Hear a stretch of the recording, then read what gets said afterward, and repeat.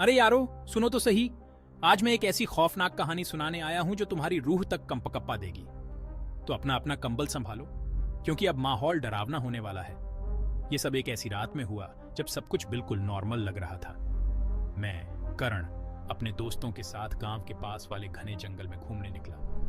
गांव वालों के बीच एक बड़ी सी पुरानी इमारत के बारे में काफी किस्से कहानियां मशहूर थीं। वो उसे भूथा घर कहते थे। वो कहते थे कि वहां अजीबोगरीब घटनाएं होती हैं और रात में तो वहां कुछ ऐसा वैसा भी देखने को मिल जाता है। अब ये भूथा घर कोई मामूली जगह नहीं थी। ये एक गुफा के अंदर बना हुआ था और इसके साथ एक डरावनी कहानी भी जुड़ी थी।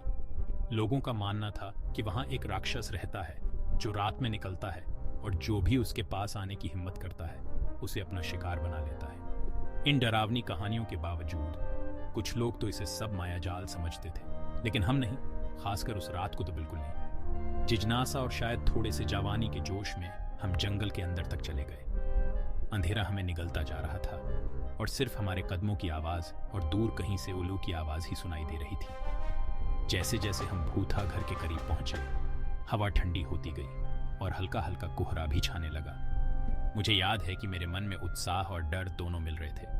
आखिरकार मैं भूतों या राक्षसों पर यकीन नहीं करता था, लेकिन जैसे ही हम उस कांधार वाले मकान के सामने खड़े हुए, हमारा आसपास हमें डराने लगा।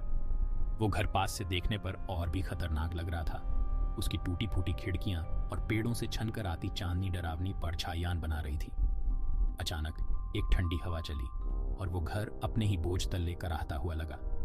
मेरे दोस्त बुरी तरह डर गए, आपस में फुसफुसाने लगे, लेकिन मुझे वो घर अपनी ओर खींच रहा था, ये पता लगाने के लिए कि क्या सच में वहां कोई रहता है। मैं अंदर कदम रखते ही लकड़ी का फर्श मेरे पैरों के नीचे चीखने लगा। मेरा दिल धड़क रहा था। जैसे ही मैं धुंधली रोशनी वाले गलियारों में भटक रहा था, वहां का सन्नाटा कानों को बहरा कर देने वाला था। तभी अचानक गलियारे में एक परछाई दौड़ती हुई दिखी। मैं जम गया। क्या ये मेरा वहम था